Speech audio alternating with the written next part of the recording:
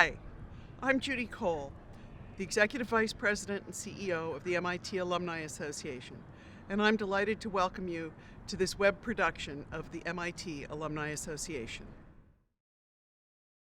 This is Faculty Forum Online Alumni Edition from the MIT Alumni Association.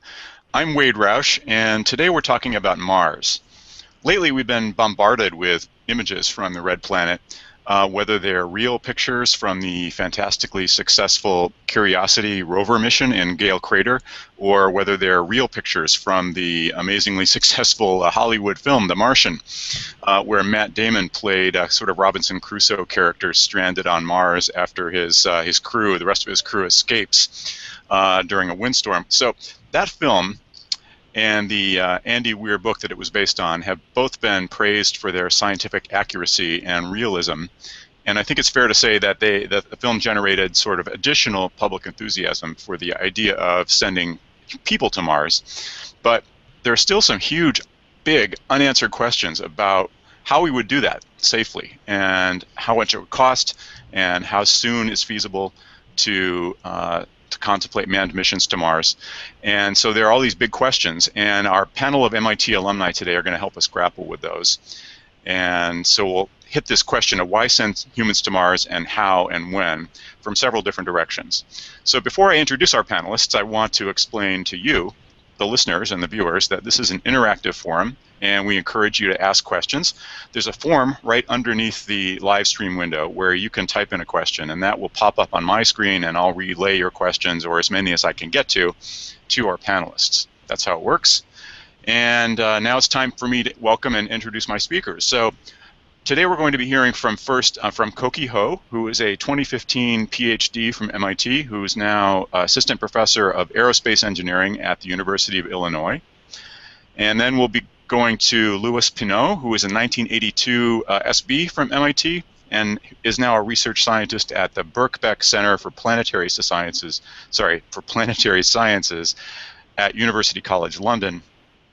And finally, we'll hear from Ana Diaz Artiles, who is a 2015 PhD from MIT and is now a lecturer and a research associate at the Sibley School of Mechanical and Aerospace Engineering at Cornell University. So, with the introductions out of the way, Koki, let's go to you first. I'd like to ask you to talk about the work you're doing now at University of Illinois, and I'm also curious to hear something about a study that you were involved in here in MIT a couple of years ago, looking at the sort of the feasibility of the proposed Mars 1 mission to Mars. Yes. Hi, everybody. My name is Koki Ho. Thank you for the introduction. My research interest has been about mathematical optimization for the mission planning, and I use Mars exploration as my case study in my PhD thesis, and that's how I am very interested in the Mars exploration, especially by human. And my research topic is about how do you use reusable infrastructure for Mars exploration. If you are thinking about sending human to Mars over time, and most likely we will do it multiple times in future, then it can be more useful to have some infrastructure like what we have on the ground to help to increase efficiency for the Mars mission. For example, we have a gas station, we have roads, we have bus that serves different customers on the ground, and why don't we have similar things in space? So that's basically the idea of my research. This field is called space logistics, and I've been doing the dynamic mission planning for space logistics, and we'll be considering different technologies like propellant depot or in-situ resource utilization. Basically, you use a resource on the moon or on Mars surface, and also use advanced propulsion technology like solar electric propulsion and nuclear thermal rockets. And basically, we're trying to solve an optimization problem to see where and when we want to use each of these technology effectively. And related to this logistics analysis, I was one of the co-author of the paper you mentioned about independent technical assessment of the basically the feasibility of the Mars 1 mission. So Mars 1 is a Dutch NPO that tried to proposed to send human to Mars one way and try to basically colonize Mars. And what we did was to basically try to provide an independent assessment of their technical feasibility to analyze their mission plan in detail and see what are the technologies that they would need to invest in order to make Mars One, come to reality. So basically, our conclusion is that the current Mars One plan is not very technical feasible, but there are some points that they need to improve in order to make that happen. But we're not claiming that Mars One is good or bad, or we're not saying black and white. We're not providing the absolute answer to that question whether Mars One is good or not. But we're trying to provide independent technical assessment and try to provide a positive feedback to the Mars One and also to the Mars exploration community in general. I think it got wide attention, and there are a lot of media that showed interest in that. And I was the second author for the original paper, and the first author was Pinault, and he also answered a lot of interviews. And I think it was a good discussion that we have triggered. And just for your information, there's an updated paper since then. We published it on journal Acta Astronautica. Sidney Doe and Andrew Owens is the second author for that. I'm the third author, and also Sam Schreiner and Olivier Devec, who was our PhD advisor. So, so that paper included a more detailed, updated analysis. So if you're interested, you can check it out. Mm-hmm. Well, Koki, even if the Mars One mission, as first proposed, turns out to be not quite feasible in exactly the form that it was proposed, do you think that it's helping to advance the discussion about human colonization of Mars? I mean, it's getting the whole subject in front of more people, at the very least, right? Yeah, that's true. So Mars One has brought in a lot of public attention to Mars colonization itself. What we are trying to say is we cannot be too enthusiastic about the plan that they propose itself, because there is some technical infeasibility that we need to tackle with. For example, whether one-way mission is a good option or not is something that we still don't know the answer for sure. And according to our analysis, it might be even cheaper to do a round trip, because you have a clear mission timeline that if you invest for 5 years, it's done. But if you have a one-way mission, then what is the timeline you're looking at? You need to consider the maintenance. You need to consider what if something breaks. So you need to consider a lot of factors, and that will end up to be more expensive. So basically, it's true that they brought up the attention, but we need to be careful about what kind of mission is feasible, what kind of mission can actually happen for Mars exploration, and that's basically the message that we want to carry. Right. Okay. Thank you so much. Great to have you here today. So, Lewis, at University College London, we were talking just before the broadcast, and I learned that you have your own Mars One connection, and so perhaps you could talk a little bit about that. But also, we'd just like to hear what you're working on at UCL right now, and maybe you could also bring a perspective on what's happening on the UK and European side of the pond in terms of advancing planning for human travel to Mars. Very good. Thank you, Wade. Very happy to address each of those. So I just want to check firstly that you've got me and you see me. Yes? Yes, so, you're on camera. Okay, very good. You're okay to go. Appreciate the questions. Yes, so the first admission is that indeed I was a semi-finalist with the Mars One team down to the selection of 663, I believe. And I think it generated a tremendous amount of discussion and continues to do so. But I think it will be through people like Koki that we get to realize the safest approaches. And if Mars One and others do ever succeed in the short term in taking more radical approaches, I think it will be because of the kinds of studies that have been undertaken at MIT.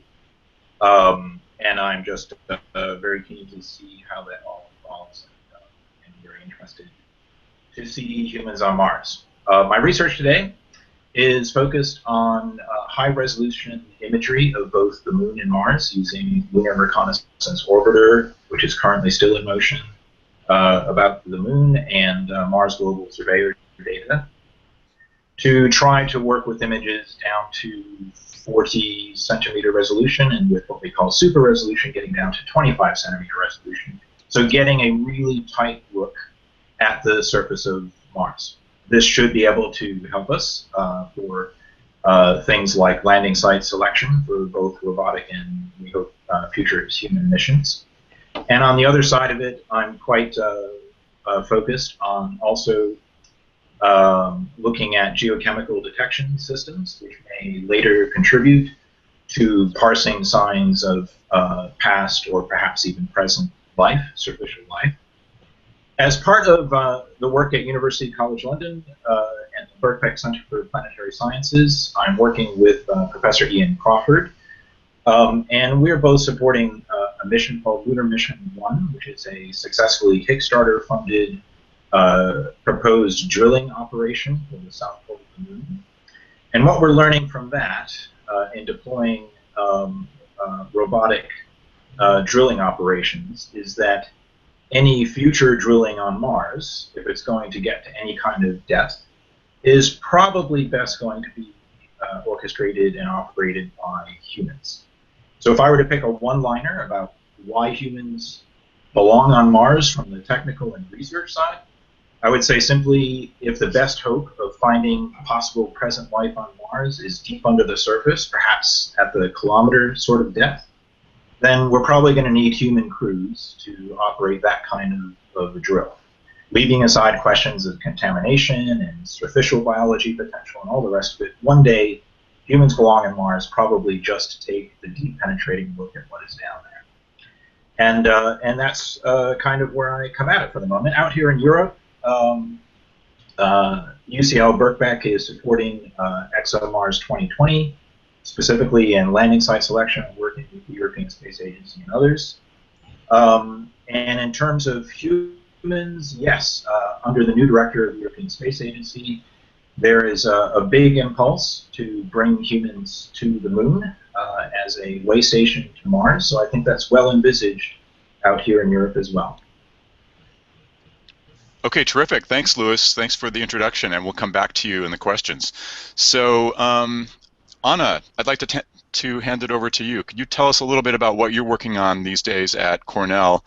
And perhaps one thing you could hit on is your work on the question of how to get people across the huge gulf between the Earth and Mars, right? Because one of the giant hurdles to Mars colonization, or even just visiting one of the moons of Mars or the surface itself, is figuring out how people are going to stay healthy during the trip over, right? Yeah, definitely. So thank you very much for your introduction, and it's very exciting to be here and talking about Mars exploration, of course. So as you mentioned, I graduated last year, actually, with Koki, and I was working in the Manned Vehicle Lab, and I'm sure a lot of alumni recognize that lab in the Aeroastro department. And as you mentioned, what I am interested in the human component of human spaceflight and how can we keep our astronauts healthy during these long trips in space, and particularly to Mars. So I've been working in a couple of things. The first one is related to spacesuits and how people can move inside the spacesuit, are able to do all these tasks that they are supposed to do without getting injured. So I was working, I've been working in some biomechanical models of human spacesuit interaction. And on the other hand, I've been working on the use of artificial gravity as a way to keep our astronauts healthy. So the basic question here is, well, we think artificial gravity is definitely going to work. The problem is that we don't know how to use it. We don't know how to implement it.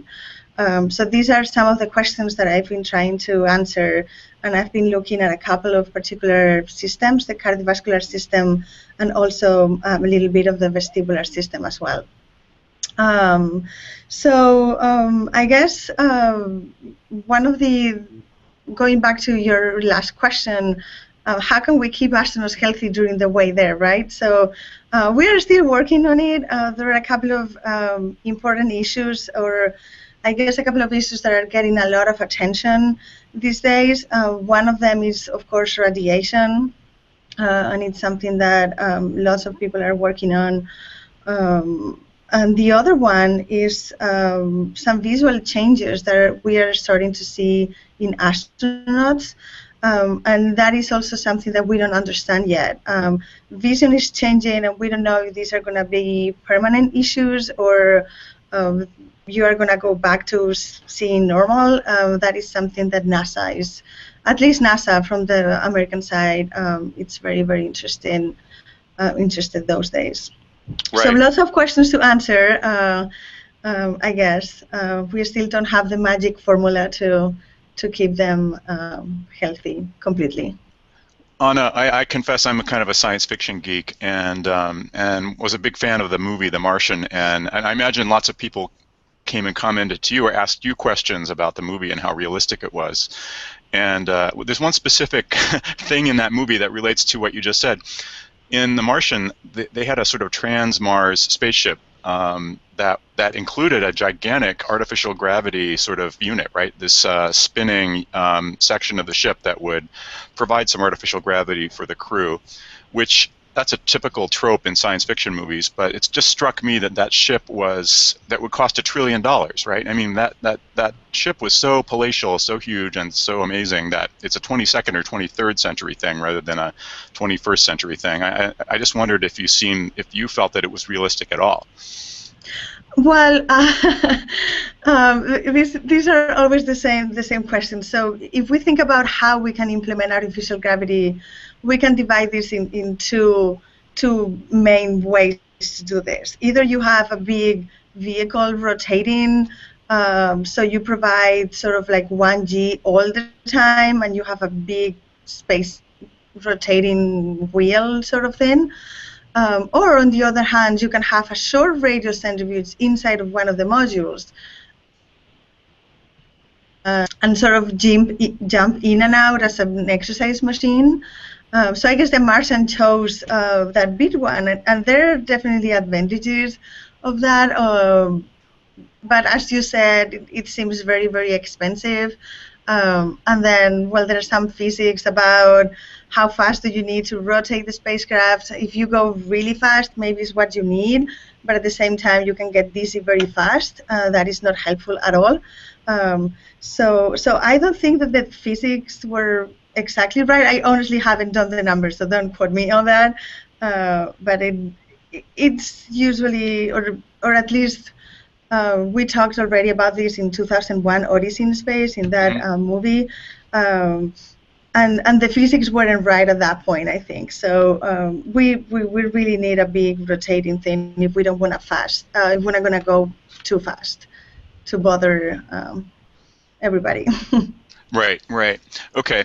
So I want to remind our listeners again that they can send us questions, and we have a couple of questions coming in, but I'm going to leave a little more time for our viewers to send us some questions of their own. But maybe I'll put a question to each of the panelists and back up all the way to the beginning. We really dived in and started talking about how we send humans to Mars, and we didn't really. Maybe we should have started with a different question, which is, do we really need to send people to Mars at all, or how much can we get done scientifically purely through rover type missions, where this combination of sort of automation and remote operation, and at what point do we start engaging in questions that require a human presence on the surface, and what spectrum of options exist in between those two things, right? Could we send people perhaps to Mars orbit or to one of the moons of Mars, and where we'd be much closer to the surface in terms of sort of the light distance for communication, and could supervise robots more closely? In other words, who wants to jump in and talk about like when and why we actually need to send people down to the surface, given that the huge sort of energy cost of doing that in terms of rocket fuel and technology and so forth? Yeah, I can talk about it a little bit. So basically, so that comes to the question, like, I think one of the biggest reasons that we want to send human to Mars is basically political or emotional or whatever words you use. So basically, we want to, explore the frontier, and we want to send human to a new place that nobody else has been there. But that's, let's put that question aside. And technically thinking, the human is very capable of dealing with unexpected situation. For example, if you find a new rock that is scientifically very interesting, human is more capable of seeing why it's valuable compared with the robots. Basically, the robots is more good at to do something that is programmed. It's so at this point, but maybe it will change when artificial intelligence will be advanced and so on. But at this point, I think there is still value to send human to the actual location to do science compared with just purely doing robotic exploration. Now let's another interesting topic is whether it's worth sending human or not, whether it's worth doing that kind of science to pay the extra cost that will be necessary. And that's kind of a very interesting, again, optimization problem, because I'm an optimization person, in terms of how do you allocate the task to human and robots. Actually, that's there are some research that I'm doing that is related to that. So what kind of mission you want to send robots to there, and most likely it will be a preparation for human or preparation for science that human can do.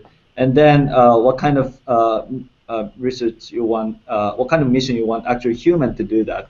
So for that purpose, we need to think about the cost benefit, like what are the benefits we can get by having human, and what are the costs we need to pay. And in my understanding, there's a lot of research that focus on that point, but there's no actually absolute the right answer that people will agree upon. And even if there is an answer for that, then there's a still question, the political or the emotional or national pride and all these factors that will be important to decide whether we send human to Mars or not. Very much. Yeah, I think we need to send human, but there are also some traits that we need to think about as to where and when we want to send human. Anna, I understand that there was Caltech held a space challenge event a couple of years ago where they proposed the idea of sending people to Phobos or Deimos first, right, instead of all the way down to Mars. And you wrote a paper a couple of years ago, kind of like looking at some of those arguments. What's your sense of the logic of these different options? Yeah, so I was lucky to participate in this Caltech Space Challenge. So that was a great experience, and I have to say we had a very clear statement of or objective of what we needed to do, and the idea was to send humans to one of the Mars moons, pick a sample, and come back. So that was the only information we had, and given that, we needed to design an entire mission just following those ideas. So our team chose to go to Phobos, and the basic idea was scientific. Geologically, apparently it's more interested, and I wasn't in the science team. We had very capable scientists in the team that decided that was a good idea. And I think NASA it's very interested in going first to this sort of moon, so you can start having some bases and be close to Mars and be ready to go down to Mars in the future. This is part of this flexible path that NASA is talking about, and we don't know how we are doing it, but we are going to Mars. That is the only thing we know.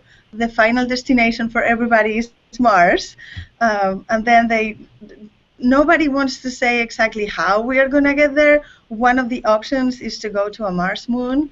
So this is what we were studying, and the other team, it was fine. It was a competition, and the two teams got to the same conclusion. So we need to go to Phobos, and we also designed a short mission, an opposition mission class, which is just being there 30 days. And again, there are pros and cons about that. But this is what we decided, and I think everybody was happy about it at the end.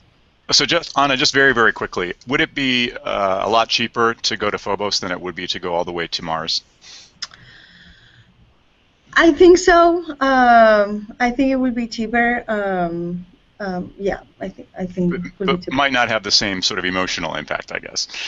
Yeah, well, there are so many factors into account, and how long are you going to be there, and what are your science objectives, what are your exploration objectives. So So, these sort of big questions are always hard to answer without thinking a little bit about them and knowing all the details. But I mean, it seems easier to get to over there, but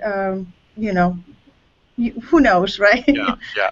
And Louis, you were arguing earlier that if you want to do any serious drilling, that's best done by humans. And so, are you convinced that that's the kind of thing that robots just won't be able to do, and that if we really are going to have to, if we're serious about looking below the surface for signs of microbial life, that means putting humans on the surface? In that specific case, I think yes. I think that Earth-based experience in deep drilling and the variability of the drilling problem is probably best serviced by both the muscle, the ingenuity, the quick time response that Koki also mentioned. But it probably is some hybrid of human artificial intelligence robotic capabilities that can really make the best of research science and engineering exploration on the surface of Mars, ultimately. The moons, I would agree with Anna, could provide a very important, and as you mentioned, Wade, kind of telerobotic base to be able to take advantage of the speed of light proximity, the communication proximity, and at the same time, at the end of the day, having the human in the loop is probably essential. If we learn anything from The Martian in the movie, it's a reminder about how human ingenuity and problem solving can really shortcut things. So do we want to forever be in the cycle of 2-year optimal timing missions to Mars when we discover, oh gosh, we should have looked at the percolates on the surface and the oxides a different way because maybe surficial life actually adapted to use that to shield from radiation or something. So if somebody sees something interesting and wants to re-gear the experiment to tweak the lab in a different way, it's way easier to have a close human-robotic combination somewhere close to that. I feel pretty obligated. Sometime acquaintance of mine is, and I think in the spotlight for the world, probably on a daily basis, is Mr. Elon Musk. And I imagine that the view from SpaceX is that there's a whole other approach to this, that even as NASA is developing its flexible plans, he is challenging NASA, the world, us, to think in radically different terms. And whether it's 10 years or a bit more, the idea of bringing tens of thousands of people to settle on the surface of Mars is another kind of objective that's kind of exciting to think of in parallel. And I find it interesting as a researcher coming from the last century, unlike Anna and Koki, to put these two things in the head at once, that there's great research to be done, that humans together with robotics have an important role to play in the exploration cycle, but there's a different sort of momentum underway. And as Koki said, it's partly emotional, but maybe it's related even to our own survival as a species. So I'm hoping that some of the questions from our listeners in the forum might point to the broader questions of should we go to Mars, and not just for the sheer curiosity and exploration, but maybe just for our own good and our own futures. So there is a question that relates to that, Louis, as it happens. We have a great question coming in from Paul Tompkins in Redondo Beach, California. And he says, to get to Mars as soon as possible, we need to steer technology development as directly as possible toward that goal. So what does each panelist believe is the pivotal or enabling technology essential to a human expedition to Mars? Or maybe I could rephrase that slightly. So do you have one favorite technology that you think if we could solve the problem, it would clear the way most effectively toward a human trip to Mars? I've got one, if I may, which is so back in the day of looking at the risks of Mars 1 as a potential candidate there, and I think Elon Musk put it this way: he'd like to impact on Mars, but not die on it. That was his point of view. And the hardest part that I saw, even from an amateur as an aerospace engineer, was the high velocity landing. Mars' atmosphere is thin, but it's got a fair good gravity. Parachutes aren't a great way to land, unless you're going to kind of do the Yuri Gagarin spit out of the capsule before the capsule hits kind of trick. There probably needs to be an alternative. So, a retro rocket landing that can really handle the weight of a human-laden craft, which appears to be beyond our immediate technology, would probably be the big bonus. And I'm really encouraged to see what SpaceX and other private entities, including Blue Origin and others, are doing a softer retro rocket or retro rocket plus combination landing possible. Because if we can land humans safely on Mars, we can probably figure the rest of it out, I would guess. Okay. Koki or Anna, do you have a kind of favorite technology that you'd like to see advanced? Can we choose just one? Just one, just because time is limited. Okay, so I guess I will go with propulsion.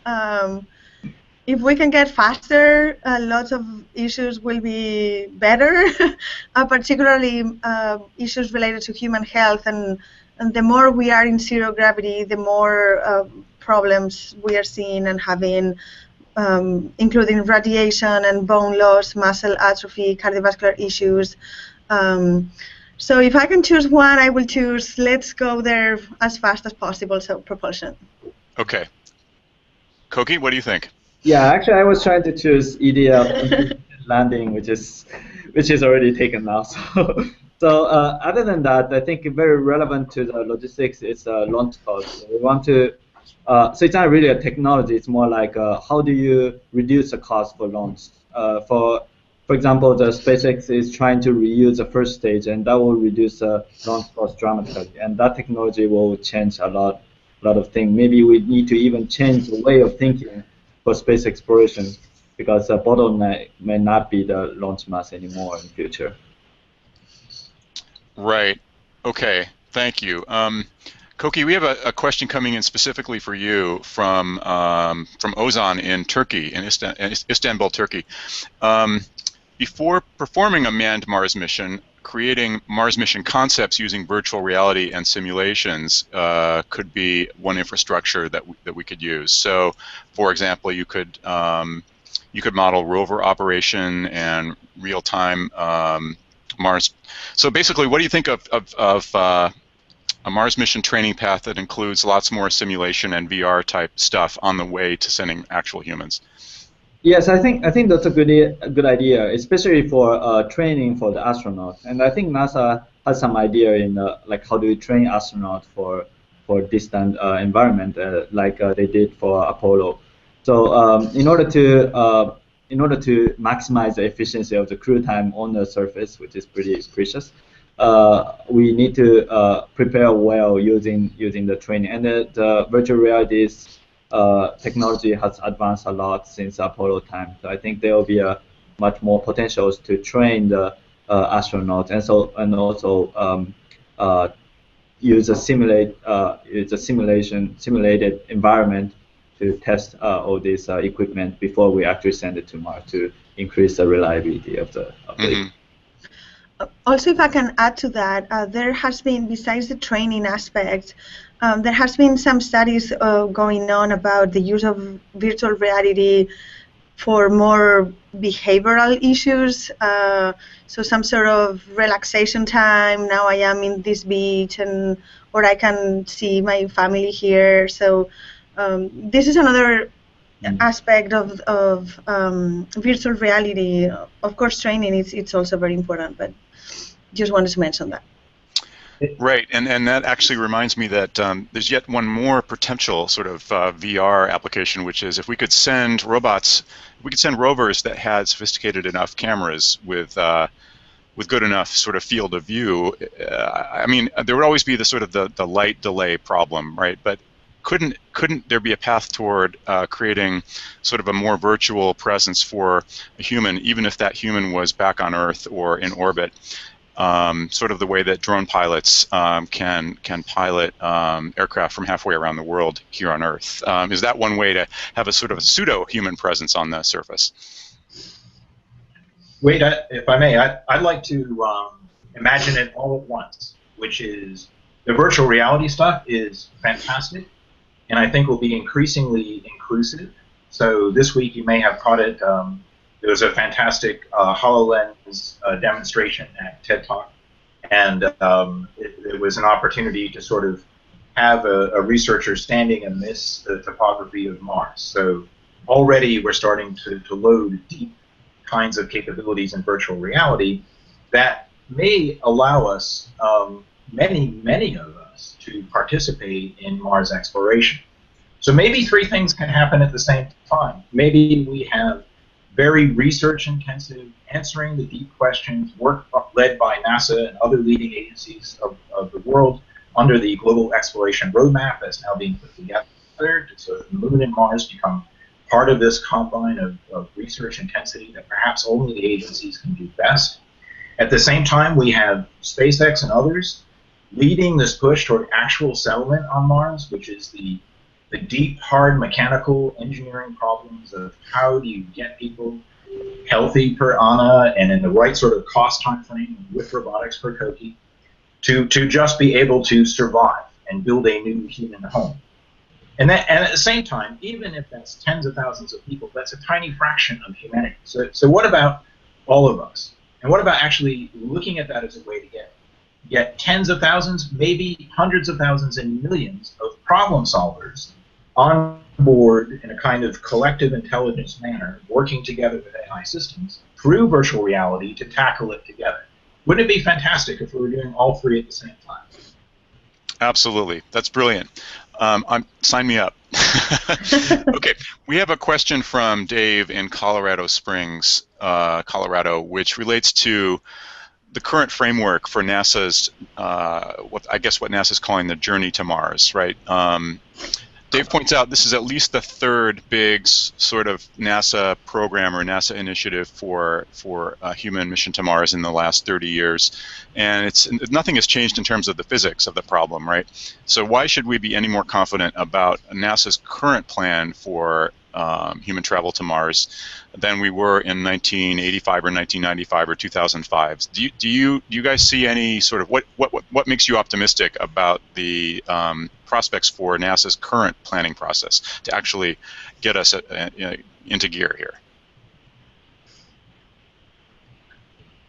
Koki, do you? Yeah. No, sorry, go ahead. Yeah, if I can start. So I think one big change since 1980s or 1990s is that the technology has advanced. So we have a different we have new technology to reduce cost to basically send human to Mars. And also the budgetary situation also changed. It's not like Apollo times again. So it's not, we don't have a huge budget jump anymore for Mars exploration. At least it's not happening now. So and what makes us confident for Mars exploration at this point is that it's a result of multiple iterations. So it has been improved. What is a good approach to do that from a system architecture, system engineering perspective, and especially I think what's interesting in the current plan and what makes it attractive is a capability-driven approach. So we developed instead of we just decide destination and we just spend all the money to just go to that destination. Instead we are developing technologies, and we are developing technology. We're exploring the asteroid. We're exploring other part of space, not only Mars itself, so that we can gain knowledge as we proceed our path to the Mars. And also we have more and more technology available over time. And how do you spend budget along those lines? How do you define the technology development portfolio? So that kind of question has been answered in a more sophisticated way than the previous plans. That's my opinion. Wait, I think too, the ecosystem itself is shifting. So having lived through the space eras of the 80s and beyond up till now, Koki's absolutely right. There's tremendous technological changes, but the mix in the ecosystem is also just changing under NASA's feet, and I think largely in a positive way. It's not like there's a world of NASA that is completely apart from the world of a Boeing, the world of an Airbus, and so on. I think that small startup players, large aerospace companies, and NASA and the other worldwide agencies are mixing it up in a different way that we couldn't have foreseen before. One quick example, if we think about low Earth orbit around Earth with potential applications to Mars, there is in the works under a company called OneWeb with Greg Weiler, the ambition to put up a fleet of 1,000 or more refrigerator-sized low Earth orbit satellites to be able to deliver great bandwidth capabilities across the world. And in order to do that, to make a ton of small satellites and get them all up in time, really requires some expert traditional understanding of, for example, how you make big airplanes as modular manufacturing entities. And this relates again to some of Koki's work. I mean, so Airbus is now teamed out of Europe for prototyping in Europe, for manufacturing in the U.S., for launching from Florida, for drawing on the best capabilities of Silicon Valley thinking. Weiler himself comes out of the Google universe. And all of this will impact how NASA thinks about working, manufacturing. The chief scientist over at NASA Ames is really looking at evolutionary and modular approaches now in a much sharper way to be able to think about low-cost, rapid manufacturing in a way that probably was never on NASA's radar directly, but now it becomes an asset for NASA and others to be able to leverage to get there. So I think it's complexifying, and there's a great richness of paths to Mars now. And if we can see multiple paths that draw on each other cooperatively, fantastic. And thank you. Thanks so much, Louis. Anna, did you want to jump in on this question? What makes you optimistic that NASA is on the right path? Yeah, I definitely agree with everything that they have said. I'm just going to add some extra thought on, the human component, as always. I feel like everybody's super excited. There is this big momentum about going to Mars, and on the movies, and also all these commercial companies, and I think Louis mentioned this a little bit. These commercial companies trying to do this, and SpaceX now is going to talk about their plans in September. So I don't remember seeing this before. So we need to get into the wave and then try to use this momentum that it's still going, and the public is excited, and hopefully this, with all the technology development that has been already mentioned, we will be able to get it there. Right, and it probably doesn't hurt that we have MIT's own David Newman as Deputy Administrator at NASA now, right? Of course, that doesn't help at all. Yeah. So here's a quick question that maybe we can wrap up on this. It's kind of interesting, from Jason in New York, New York. Jason says when he was in grad school at MIT in the late 90s, there was a Mars Home working group that met regularly, and there was a listserv at marshome.org, and he's wondering if that group is still active, or if it's not, and he and other MIT alumni want to stay current on Mars research. How can they do that? What channels or groups or communities do you guys keep tabs on to kind of stay plugged into the whole Mars exploration culture? Yeah, I don't think there is a Mars club or something like that, right, Koki? I don't know, you were there too last year. I don't know any of them. But I guess, I don't know, we are excited about it, and I guess we just keep looking for the news and things like that. Particularly, we are, or at least Koki and I, we were both in the Aeroastro department, so it was pretty easy to sort of follow what was going on. Even if you didn't know, somebody around you is going to know what's happening. But I think that's a great idea. Maybe we should start doing that again, and trying to help students to be more informed about all these things. Louis, you were part of the Google X Lunar Prize, right? The Lunar X Prize competition. You were helping to judge it or set standards for it. I mean, that's kind of an amazing example of a technology company creating excitement around planetary exploration, and I think there's just so much more communication happening at all levels these days about space and about planetary exploration. There are many ways for people to plug in. There are many ways. Yes, in the early days, courtesy of Peter Diamandis and Bob Richards, I was an advisor to the original setup of the Google X Prize. And that has since evolved into some really fantastic teams, several of which have got their first round fundings through the X Prize and are indeed on the cusp of going at least to the moon. And what I've seen with Bob Richards' Moon Express and most recently with Astrobotic, another one of the teams, is that they are really tapping into online communities and social media.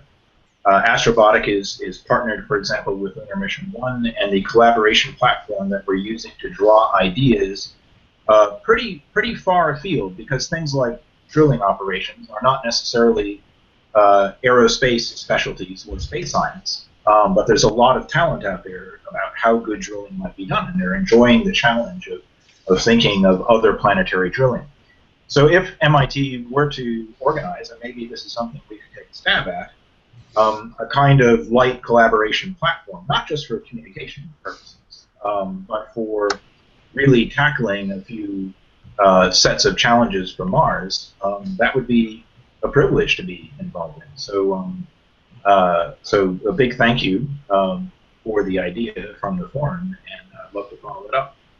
That's what we're all about here. So terrific. So we are out of time. I'm going to have to wrap things up and thank our three panelists. So a special thank you to Anna from Cornell, to Koki at University of Illinois, and to Louis at UCL in London. And on behalf of the Alumni Association, of course, and my own home department, the Program in Science, Technology, and Society here at MIT, I'd like to thank our viewers for tuning in today. We're going to be posting a recording of this video on YouTube, so you can keep an eye out for it there. We did not get to all of the questions that viewers submitted, but we'll be certain to pass those remaining questions on to our panelists, and maybe you guys can respond at your leisure. If people want to tweet about this event or future Faculty Forum online events, please use the hashtag #MITalum. And you can send follow-up questions and feedback to us at alumnilearn@mit.edu. So that's it for today. Thanks again to all three of our panelists, and we hope to see you on Monday for a special Faculty Forum Online Alumni Edition webcast on gravitational waves and the LIGO experiment. So we'll see you back here. All the information about that is at the Alumni website. So thanks again, everybody, and signing off for now, I'm Wade Roush at MIT. Bye-bye. Super. Thanks, Wade. Bye now. Thanks again for joining us. For more information on future MIT Alumni Association productions, please visit our website.